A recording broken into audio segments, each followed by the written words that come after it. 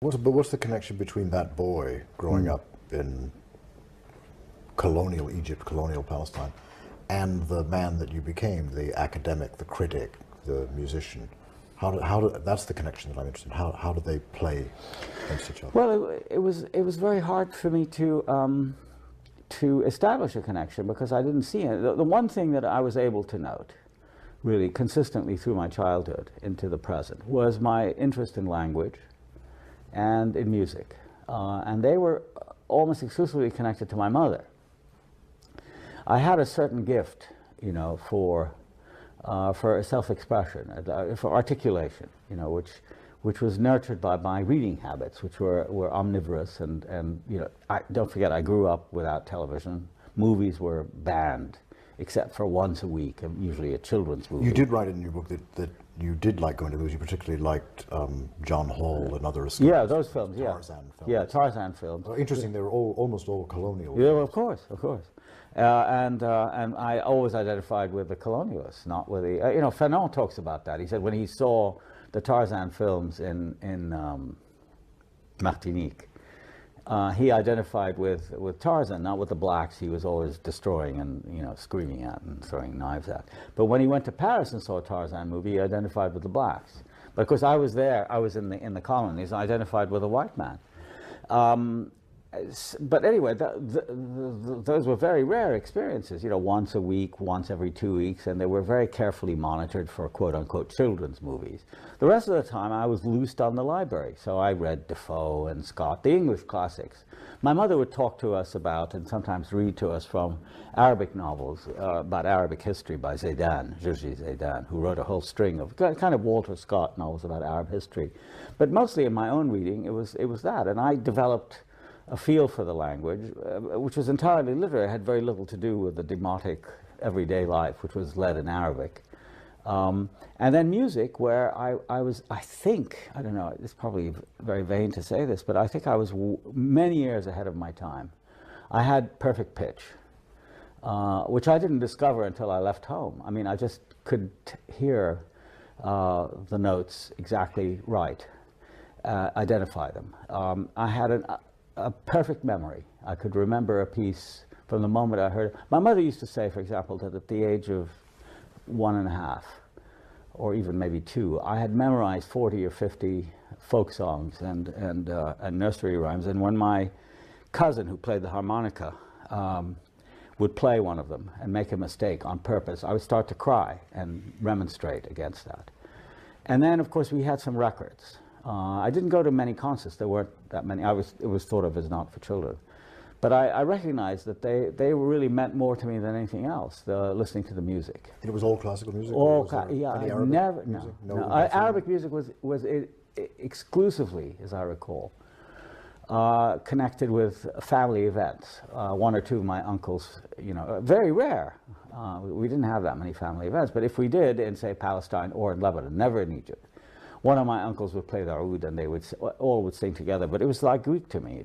I never learned the words. And the one time I had a big exposure to Arabic music, and I was 9 at the time. We went to hear Kulthum, and I was revolted by it. It just struck me as horrible. First of all, it began way too late for my you know, age.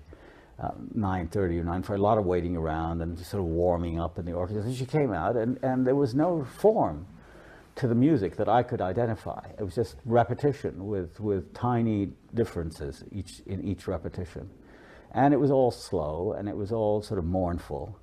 And it contrasted terribly with the Western music, you know, Mozart and Beethoven and Mendelssohn, and that I loved and could sometimes say. I had very good teachers, in the sense that they were musical and encouraged me, but I think in many ways I was ahead of them because I knew more about music.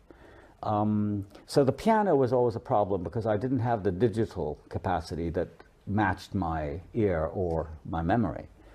In the memoir you write that from a very young age you had particular taste. You didn't like Verdi, you did like Rossini. How was this at that age you knew already? Partly because we went to the opera a lot. They had a season in Cairo identified in French as a saison lyrique italienne. So it was this group of people from Rome and from Naples, the San Carlo Opera Company, who would come every year and put on a repertory of the standard works. Very rarely did they put on Rossini. But the first time I heard the Barber of Seville, I can see it as if it was right in front of me now. Tito Gobbi, one of the great baritones of all time, he was famous for Scarpia in Tosca, sang the Barber. And I was overwhelmed. I just thought it was so brilliant. And there was some magic in the interaction of words and music.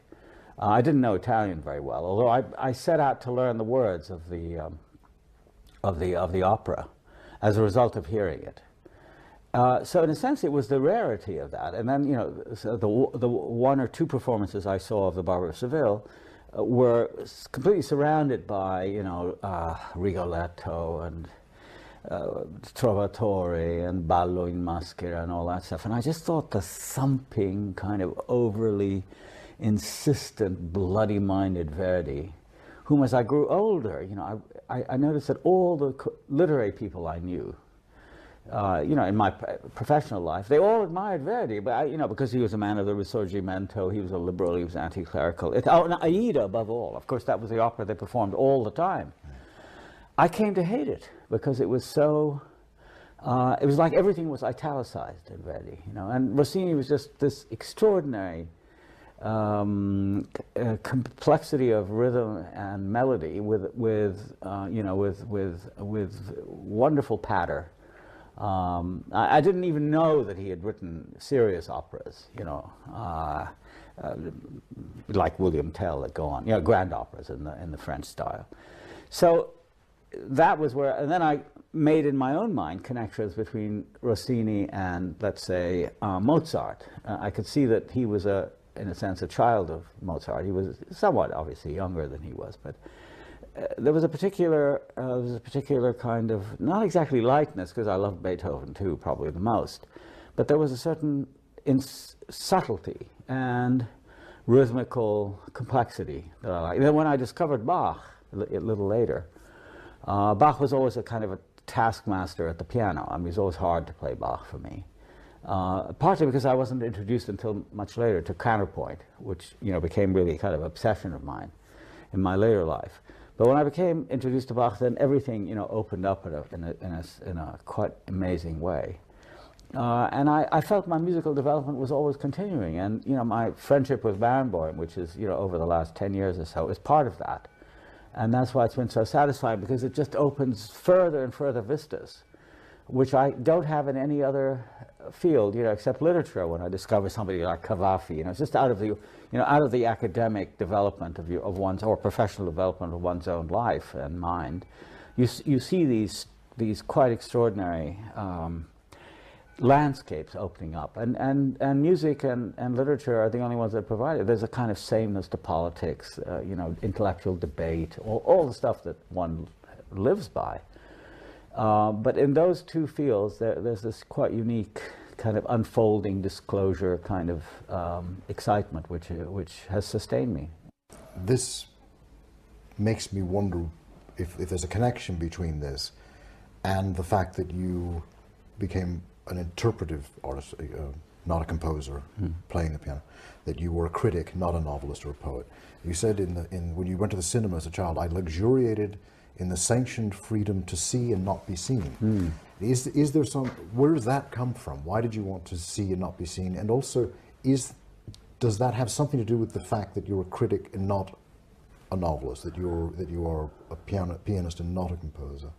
No, I don't think with that so much, but I mean, I think the idea of performing is something that I find very odd and very strange, and somehow, to me, not really interesting. I mean, I give lots of lectures, which are certainly public occasions with audiences and so on, and I'm quite good at it, but it, you know, it doesn't really mean that much to me. What really means much more to me is the privacy of my own thought, where I am interacting with something, whether it's a piece of music or a piece of literature, and I've really, in a sense, stopped feeling the difference between what I do as an interpreter and a critic on the one hand, and say a novelist on the other. I mean, I think in many ways they've come together for me. that if, okay, so I don't write fictions with characters, but I see the same kinds of patterns in what I write, whether it's about a novelist or about some concern of mine, because I'm very interested in form. I would say I'm a formalist, and abstractions, patterns that are behind the actual structures of a work of art or a piece of writing or an essay matter to me in a tremendously urgent way, whether it's in music or in words or in structures of feeling. And it seems to me my whole sort of life pursuit is to try to give those different expression using different media. Whether it's words or music in a different way, or trying to find not exactly equivalents, but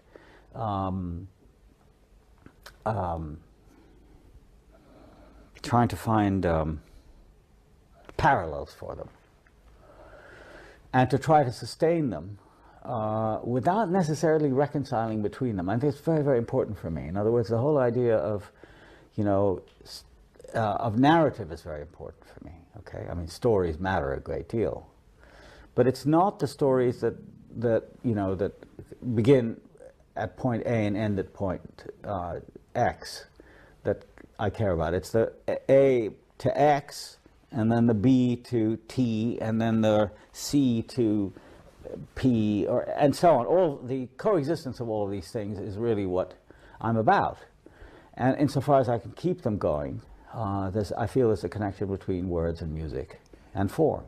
You know, do you take the same view of politics, where you were also a critic rather than formally engaged?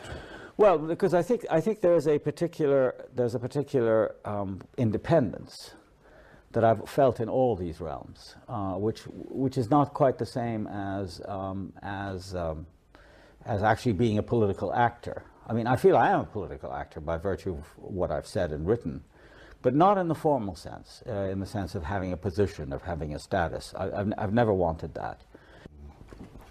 I'm interested in how all of your fields of endeavor somehow connect, and I'm particularly interested at this moment in how the music plays into the politics, plays into literary criticism, plays into your intellectual life. Well, it does in some way, but I'm not sure that I can articulate it, except that there are certain recurrent sort of motifs that I guess you could call musical. One is the notion of parallel lines, you know, that is basically counterpoint, operating together without the necessity of being reconciled at any one moment. I mean, they could be quite antagonistic with each other. I mean, if you were to freeze a moment in time, let's say in a fugue, you could hear maybe a terrible dissonance. But that doesn't matter, because what matters really is the flow and the flow together and the interweaving of lines or voices, if you prefer, because the voice is the basic unit. And it's interested me in, for example, speech, the way people speak. I hear a dimension which has less to do with the actual substance. Very often there isn't a substance, but just even normal speech patterns in conversation or formal rhetoric that brings to mind other speech patterns that I've heard and somehow retain and play off against each other. And I think a lot of that has to do with the fact that there are many unreconciled strains in one's own life that if you were to try to rationalize them or explain them as to why this and not that and how does this relate to that, you'd say, well, I just can't do it. I mean, there's no way that I know of to reconcile, for example, my interest in literature and my very urgent interest in political events, let's say, especially connected with the Palestinians, which are almost always traumatic, having to do with tragedy and loss and dispossession and torture and that sort of thing. You can't. So you just let them operate, And my capacity, or one's capacity, comes to be like a, you might say, not exactly an enclosure, but a common space, which for me is the common space of experience. I mean, the main category is human experience. And you can experience it all as a jumble. You can just say, well, it's all, you know, it's all happening together in some way. Or you can filter out most of it and say, this is really the important thing. Or you can say, as I do, that they're all there, and your role as a mind, as a intellectual, as an interpreter, in the end is creative to the extent that you allow them to continue, and your role is to also then to sort of see them operating together and allowing them to play off each other, and you record that in some way. So that the canons of understanding, the canons of interpreting, apply in all of these different instances, whether it's music or politics or literature. They have to do with memory, you know, remembering other experiences. They have to do with notions of coexistence, you know, that the world isn't an exclusive place, that there are all these different things occurring at the same time, and human agency or will, that it's up to you, as my father used to say, it's up to you to try to hold them together. And that's where the effort is for me, you know. I never see myself as a solver of problems, you know, or something. Giving, when they say, well, now, you know, Edward, they say to me, as a people, we're facing a terrible moment in our history. What's the solution? Give us a program. I can't do that. I've never been, I've had lots of, I distrust that, you know.